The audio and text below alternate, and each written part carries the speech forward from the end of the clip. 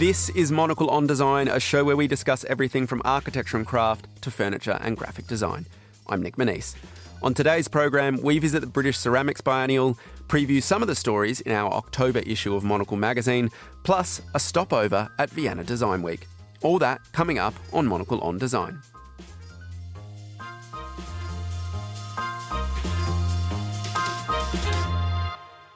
I'm joined in the studio by this show's producer, Maylee Evans.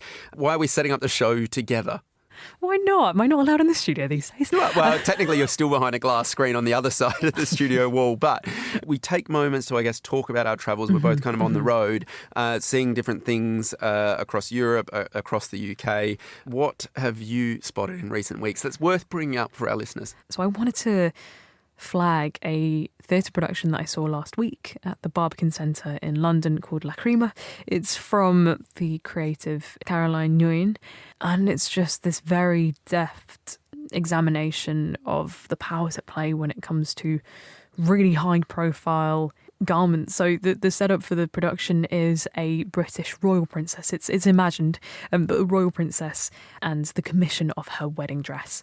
And so you've got this British fashion designer, you've got a Parisian atelier, you've got some French lace makers who are involved with the veil, and you've also got bead workers in Mumbai. So it's kind of scattered across the globe and sort of jumps between all of these different locations to bring out some of the complexities and some of these ideas of craft, of expertise, but also of, I guess, dedication and the cost of wanting to make something beautiful and perhaps something that might only spend a couple of minutes in the limelight.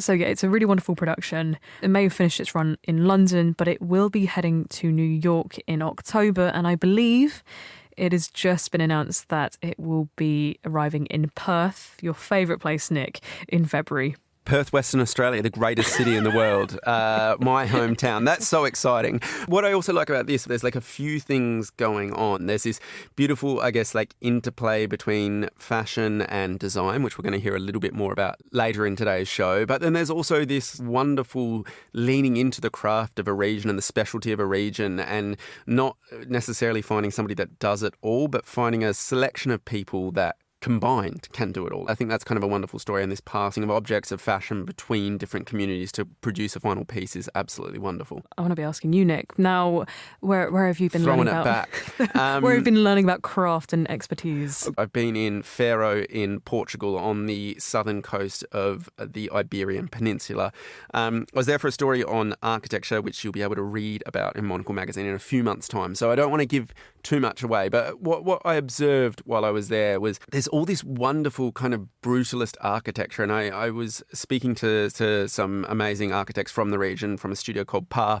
They were talking about why brutalist architecture is so popular there, or became so popular, and there are kind of a few different things at play. I mean, firstly, it's the fact that it's all about volume, and you're in this space where you have an abundance of light, and there's a tendency to want to play with that white light. And what better way to do it than with the harsh forms of brutalist architecture? A really, really crisp line throws a really beautiful, crisp shadow.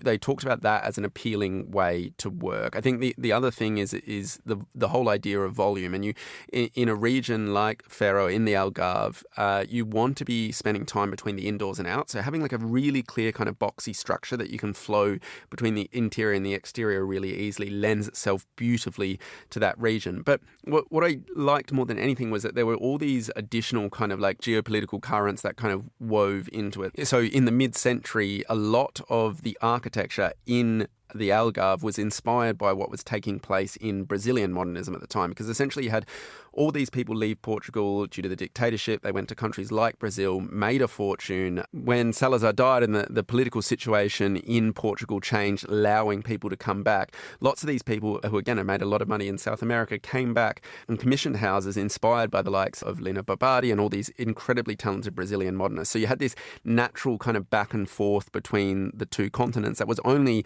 created by the fact that they had a shared language, a shared colonial history, but then also people escaping and oppressive regime. So I think it's those kind of stories around architecture that always really, really kind of draw me in and pull me in. A lot of this architecture hasn't been well looked after, and I guess asking a few people, and again, this is all anecdotal, so don't quote me on it, but having a chat to people there, why was so much of this architecture neglected?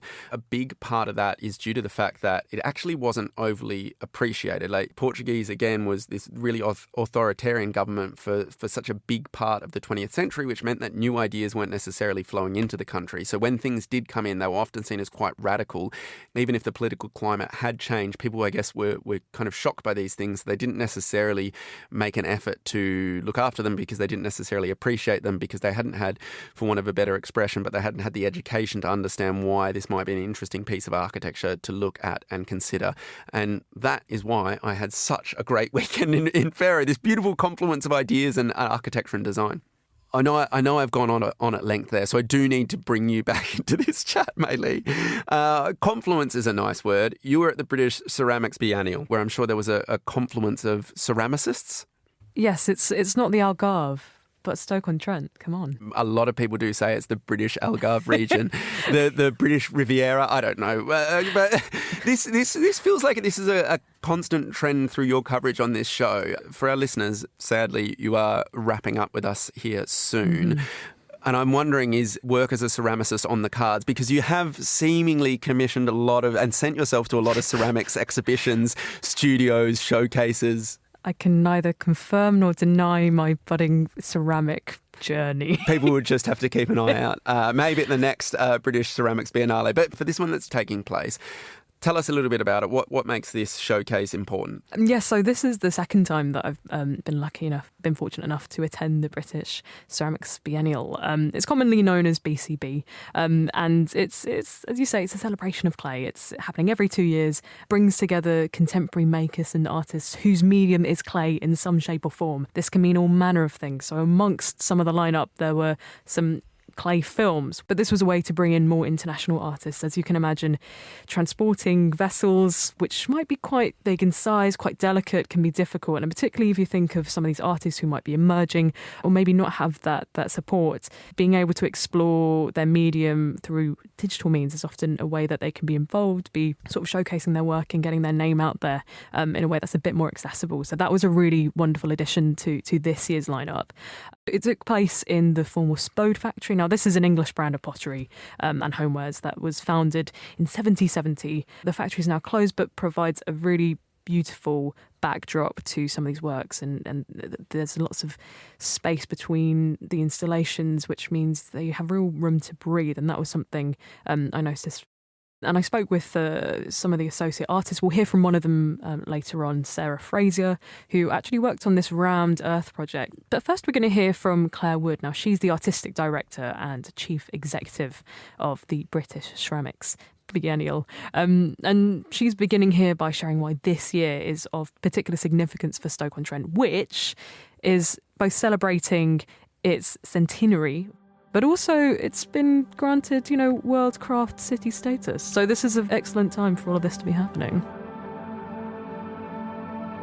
It's just a point of reflection to enable us to go, this is a city that was recognised as a city on the prosperity of the ceramics industry, and that industry is alive and thriving, and it's changed massively in that 100 years. Last year, Stoke-on-Trent became a World Craft City, so that's international validation of the importance of Stoke-on-Trent and creativity and artistry within the city. What are some of the surprises that you've had with clay in putting together this particular programme this year? People might arrive and, again, maybe not have that relationship to the material or understand the myriad ways you can work with it. What's been something that stuck with you? I just didn't know you could do that. The way individual artists are working. So Daniel Silva, one of our award artists, he's absolutely working with clay, has got all that beautiful vitality of the material, and the materiality of that just shines out. Made in clay and then painted in oil paint. These things that have sort of a skin of oil paint, they're busts, they feel so human in a very slightly non-human way. I can't really put my finger on it, but they feel so real. They feel like they're taught directly to you. I come away going, my goodness, this material is incredible. I'm probably biased. I think it's more incredible than paint or metal or wood because the versatility is just phenomenal. It's always the thing that strikes me.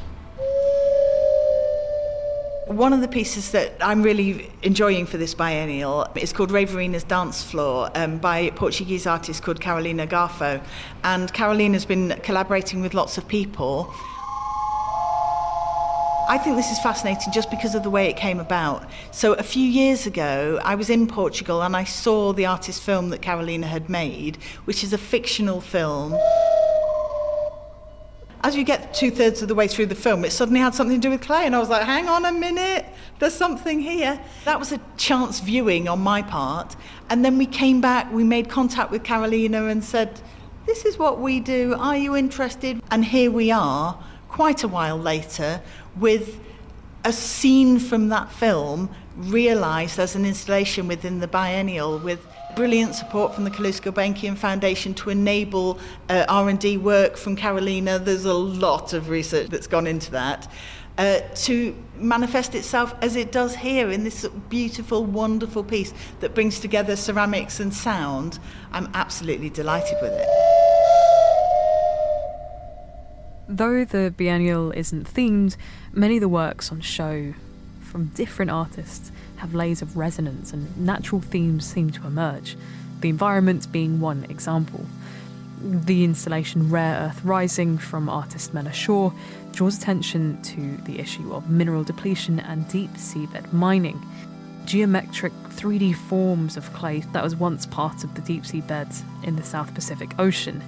Clay that itself was donated by a research project that showcases how destructive this form of mining will be. But you also see this thread of the environment in Playscape, a project that considers how perceived waste might be reused. Using rammed earth, which is a sustainable ancient construction technique, the artist Sarah Fraser, alongside a number of collaborators, has produced a joyful and playful public space. As Sarah details some of the difficulties of taking these aggregates and waste materials and turning it into something structurally sound. It's also a very heavy material, something that would ideally be done with more than one person. And as you're going along, there's a lot of problem solving with the formwork and how it responds under pressure. That aspect is quite challenging, but also interesting. I've just found the whole process of working with Sami Aka of some studios and Joseph of Woodcast Designs just such an amazing process, because they are really leading experts, but they came to Stoke and were so generous with their knowledge. And you sort of end up feeling a bit like lifelong friends after you go through something that demands so much energy and effort. And talk to me about inspiration for the final design. It's these wonderful curves, but also echoes of the heritage and history of the city. Because the playscape is on a site of one of Spode's bottle ovens was situated, and it looks onto the remains of the bottle kiln, that was a very strong connection. So all the pieces were made out of an 1/8 section of a radius. That sort of made up either a full circle, as in the case of the sandpit, or semicircle, and then that same form could also create a wiggle. We call it the wiggle wall, which has a window made out of a chimney pot, which is cut to the curves. There's been like a testing period or trying things out where young people have had a go with it, and you've seen how it fares under whatever they get up to. But what's that process been like? The initial test pieces, we had 3 of the stepping stones and this piece that we're actually sitting on now outside on site. As part of the tile making workshops, there was a sort of period where the young people came out and tested jumps and gave their feedback on what they thought of the designs. Having that space brought to life by the children and animated was just amazing. But I think one of the things that I think has been really important about this project is the importance of play for children and how rare it is for children to have opportunities to play with materials, and places like parks and outdoor plays are so vital for development of agility, communication skills, balance, all of those things. This area of Stoke-on-Trent in Stoke Town is becoming increasingly residential as there are a number of new developments. I think it's around 60% of those people are young families. But it also feels like an artwork that is about play at a time when young people are facing such a terrifying world to go into is really important. We used aggregate that was construction waste and that's been ground down. And because it was locally sourced, they're fragments of pots, plates, the heritage of Stoke. And I think what's beautiful about these rammed earth pieces is that they almost bring up what's under our feet, and that heritage that's below the ground for us to see. Pieces of those fragments will be revealed as it erodes, and that's quite exciting. The British Ceramics Biennial manages to bring together hyperlocal material and examples throughout its programme, as well as ushering in international collaboration and showcasing just how malleable a material clay can be. This year's edition of BCB is one to visit. And the British Ceramics Biennial is on until the 19th of October in Stoke-on-Trent, also known as the British Riviera. Thank you very much, Maylee Evans.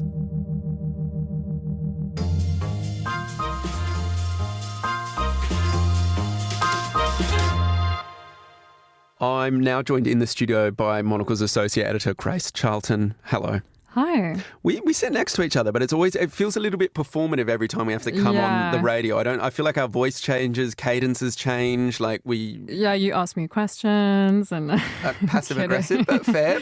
I didn't ask you about your weekend today, which was rude. Upsetting. Yeah. But we want to talk, I guess, about this intersection between fashion and design more broadly, which is, I guess, a road very well trod on this show, but I think it's one that's worthy. In our October issue, we kind of look at three leading lights in this kind of blurred intersectional space. The first is Acne Studios. You went and visited their HQ. Tell us a little bit about that. Acne Studios, they're a fashion brand. They were founded in the 90s by Johnny Johansson in Stockholm. I spoke to him for this piece, which was very exciting. He's a pretty cool dude. And he was explaining that being based in Stockholm wasn't necessarily the best as a fashion brand because it's not where the buyers are or it's not where the press goes to. So they've set up a big headquarters in Paris where they already had three disparate sort of branches. They have women's wear and atelier and also comms, but now he's gathered them all in this one big building, which looks so cool. A lot of exposed concrete and some blue lamps, lots of glass, furniture that looks pretty edgy. I don't know if you can really lounge on it, but that's okay. It's a workspace. You're there to work, not lounge. Maybe that was a deliberate tactic. It's because I know you're partial to an extended stay on the lounge downstairs at this office. If that was less comfy. Hey, you have to go soft every now and again. You know, it's good for the lower back. Maybe if it was covered in light pink vinyl, I wouldn't be putting my feet up as much. But he was really funny, and he talked about how he wants the workplace to be inspiring. They're in a creative industry. It needs to be sort of a creative environment, and he likes communal spaces where people could gather and chat and discuss ideas. And he was really pro being in the office versus working at home. He was so categorical about it. He said, no, it needs to be a separation. Otherwise, when does it end? You've got glasses on and you can just see your emails coming throughout the day. He said, you need to switch off when you're at home. It's a different space. So I completely agree with him. 100%. And I like to have that physical separation as well. And I think you mentioned the point about he wants the space to be inspiring. I think that's also part of it.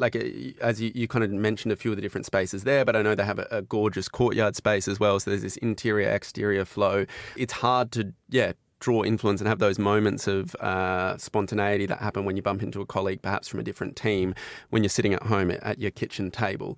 But the thing I did want to flag, and this is a quote that you've included in the article with him. He said his customers are addicted to design in whatever shape it takes.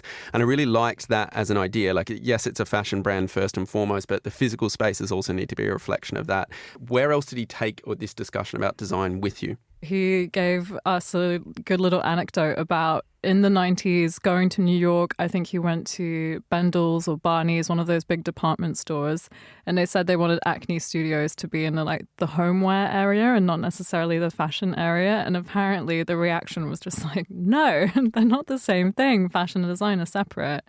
And he gave that amazing quote about the customer being a junkie for design in whatever shape or form it comes in. So I think he's been quite prescient with it. They're a very all-encompassing brand. They've got their own media publication, Acne Paper, that comes out biannually. They've also now got a gallery space in Paris. Credit where credit is due. I think that's all Johnny having this a very holistic approach to fashion and design. So rather than silos, I guess it's putting everything in a big warehouse-like space and just kind of seeing how things mix, which is exactly what did happen at Other Circle, a new design salon which launched during 3 days of design in Copenhagen. We've featured it in our newsletter. We might have even talked a little bit about it on this show, I think, but we've also had a write-up with its creative director, Silas Adler, who comes from a fashion world into this kind of world of design. And his whole thing was curating this exhibition in a big warehouse-like space in Copenhagen.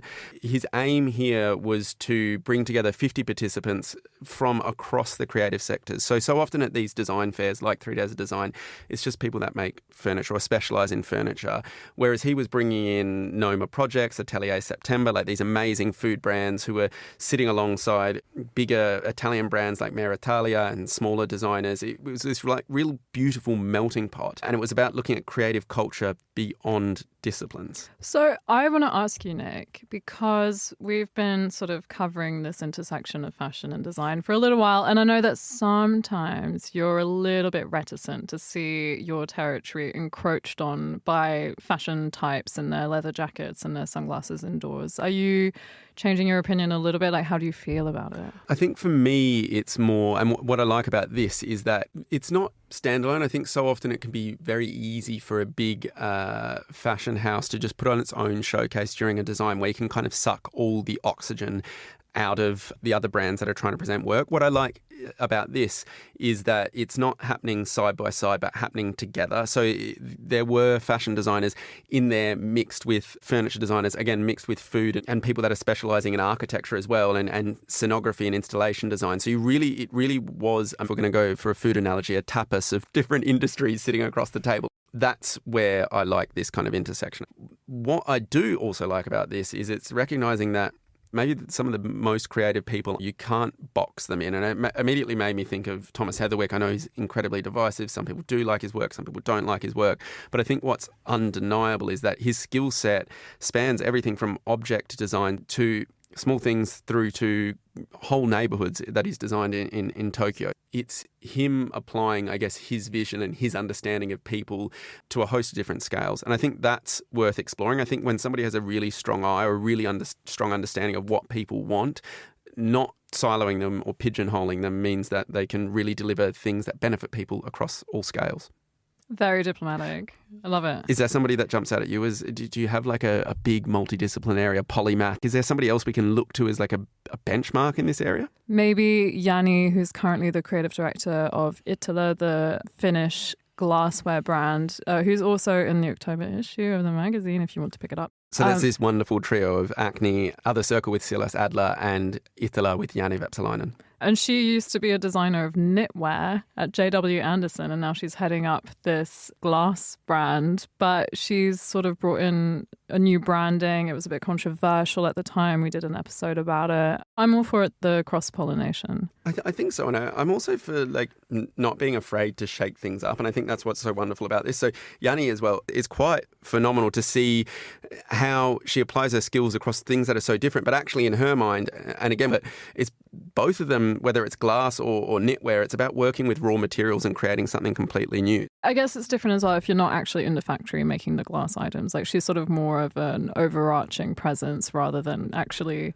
on the knitting machines with her needles. I think in both instances, she's kind of setting the vision. What I do also like about what she's brought in is maybe that fashion edge to these, I guess, traditional design brands. And I think if we want people to care about design and maybe start to look at it a little bit more deeply and maybe recognise why it's important to them and that they should care about these things, whether it's from good lighting to quality materials that have been used in their furniture so that they're not off-gassing, so it's great for you. All these additional layers to design that should make people care about it. I think to get them there, it is bringing a little bit of edge and a little bit of excitement to it, and she's brought in a little bit of a seasonality to Iittala. It's not fast throwaway kind of culture. These are still products made to last, but they're in slightly smaller numbers and it allows them to turn over more regularly, not necessarily making things for the sake of making things, but shaking things up with the intention of drawing attention to themselves. I saw that she said that Iittala is now going to release 2 collections a year, which is more in step with the fashion industry, although the fashion industry has taken that and run away with it. Like Dior produces something like 10 collections a year now. I did see that and I thought, is at the beginning of a slippery slope where instead of that annual rhythm, it's going to start to really pick up and like all of that. Potentially, but I think it also comes back to, regardless, Iittala are making glassware constantly, there is a huge demand for it. So maybe it's just looking at how these small additions to the collection fit in and help tell that story. More than anything, it's being cautious of waste, and I think they are producing in a responsible way. So you would see this as something that just starts to naturally fit into the cycle. And I think that's quite exciting. I want to see, maybe selfishly, but it's also coming from a belief that design can make people's lives better. I want a greater appreciation of it. And maybe a really good way to do that is to have design in the cultural zeitgeist, in the cultural discussion more broadly. And this is certainly one way of doing that. To wrap this up and speaking of the cultural zeitgeist, is there a designer or a brand, Grace, that you would want to see the fashion treatment applied to?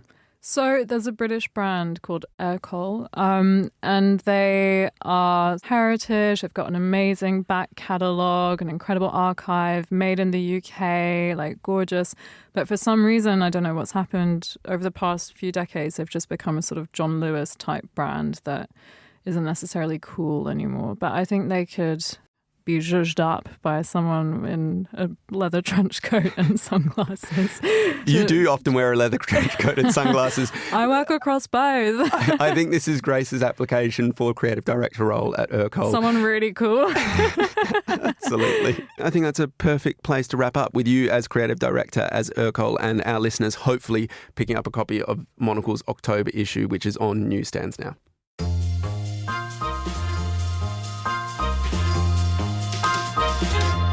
Finally, on today's show, we're heading to Austria.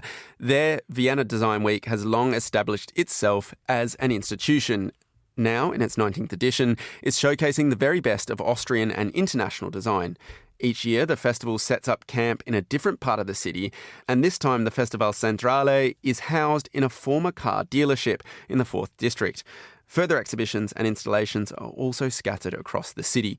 Monocle's Vienna correspondent, Alexei Koryalov, sent us this report. One of Vienna Design Week's enduring mottos is a city full of design, as it finds inspiration and a temporary headquarters in the most unlikely of places. We are right now in the courtyard of an old car workshop built in the 50s. The halls are quite big for that we are in the middle of Vienna. We are like kind of next to the city center in the 4th district, and we are standing in front of a 2,000 square meter hall. Laura Winkler is the festival's head of communications and co-curator of several of its programs. For us, it's important to show a lot of different design perspectives, not just the furniture, not just like social design. Another theme is, of course, showing how to live in Vienna and how we live together in the city, living from the city from itself. One project exploring this is Verein Stadtholz, or the Association of Urban Wood. It gives new life to something we don't often think about: felled municipal trees, which would normally be shredded for compost. Dora Medvedsky is one of its founders. There are a lot of bigger, massive wood pieces that you could save and use. And our association is trying to do that and tries to distribute it under carpenters, social institutions, educational institutions, and whoever is interested in working with this material. What's happening in this installation? In this installation, we celebrate city trees as living archivists, and people are very much emotionally connected to these trees. They also store a lot of information in their material. We try to read this information as much as possible. We try to figure out what species of wood that was, where it has been standing, if we have this information. In the city, you have quite fancy species, sometimes really tropical species, because in a way they're more suitable for the city than a normal one which you would find in a forest. We are improvising. What you making? A bag. A bag. Oh, nice. A bag out of newspaper. Another project that focuses on repurposing materials is a Slovenian contribution called Material Bar. It was first shown at Milan Design Week this spring and proved a big hit. ceramicist Rok Oblak is among its curators. Yeah, this is, we're in the Slovenian pavilion. We call it Material Bar. We are presenting 11 Slovenian practitioners and designers and collectives who work with different materials in a very sustainable way, like we use second-hand or used material or waste materials or natural materials. And we are demonstrating our practices. So we brought materials and tools with us, and we have workshops every day to show people how we make things. So yeah, I work with ceramics, and I brought this extruding machine. I recycle clay, and I pick also my own clay. Natural clay from the Ljubljana, let's say. I also teach people how to pick up clay, how to harvest clay, how to process it, that they can use it in their own studios. We are kind of having a joke that the visitors do work for us, and then we sell their works and get rich. Yet another twist on the idea of creative reuse comes from Viennese designer Laura Karasinski, who has reimagined kitchen elements from IKEA to pay homage to the famous Frankfurt kitchen. Our inspiration for it was the great Margarete Schütte-Lihotzky. She was the first female architect in Vienna. Actually, she also studied at my alma mater, the University of Applied Arts. And she invented the Frankfurt kitchen, the Frankfurter Küche, which next year will also celebrate a 100-year anniversary. So this is your take on the Frankfurt kitchen using IKEA materials? Exactly. It is a 100% IKEA kitchen built with IKEA elements. Thankfully enough, it's blue as the Frankfurt kitchen. Everything is also accessible with wheelchairs, so you can wheel under the tabletops. You can also turn around between the island and the other side of the kitchen comfortably. It's a big size kitchen. We used big handles that you can grasp easily from comfort, because there are also a lot of people with dexterity issues, so it's more comfortable. And also most of the appliances are built in seat height, so it's reachable also from a wheelchair, for example. Beyond themes of use and reuse, there are workshops and talks, as well as displays of work by both local and international designers. One of the most eye-catching is a collection of rugs and pillowcases with almost hypnotic patterns by the sister and brother duo Chloe and Jules Bolton. Our company is OMG, Objects Mathematically Generated. And yeah, we're the team behind these designs, and the concept behind it is everything we make is mathematically generated. And so we use unique algorithms that my brother programs, and then he sends them over to me. I do the color work, the design, product design, and we bring these mesmerizing and beautiful patterns to life. Yeah. And how do you program them? A lot of them are a type of math called cellular automata that essentially programs one cell at a time. And I don't know how well this will translate to radio, but this pillow here has a rule for each pixel, where each pixel is determined by the 3 pixels above it. So the red, white, red always goes to red. And there are a very large number of possible patterns that come out with that type of rule. And this is one among tens of thousands that we made. This is the result. So yes. It could be rugs, could be any kind of pillowcases. Surface design, but we're especially interested in textiles because we love textiles, we love interior design, and so we want to see these types of mathematical patterns in the home. That's always been the inspiration behind our work. That was Monocle's Vienna correspondent Alexei Koryalov reporting from Vienna Design Week, which runs until the 5th of October. So, if you happen to be in the Austrian capital this week, do stop by and explore all that and much more besides. But that's all for today's show. For more design stories, listen to our 5-minute midweek bonus show, Monocle on Design Extra, which airs on Thursdays. And if you enjoy print, then do pick up a copy of Monocle magazine as well. It's on all good newsstands now. Today's episode was produced and edited by Maylee Evans, with editing help from Hunter Wang. I'm Nick Manise. Thanks for listening.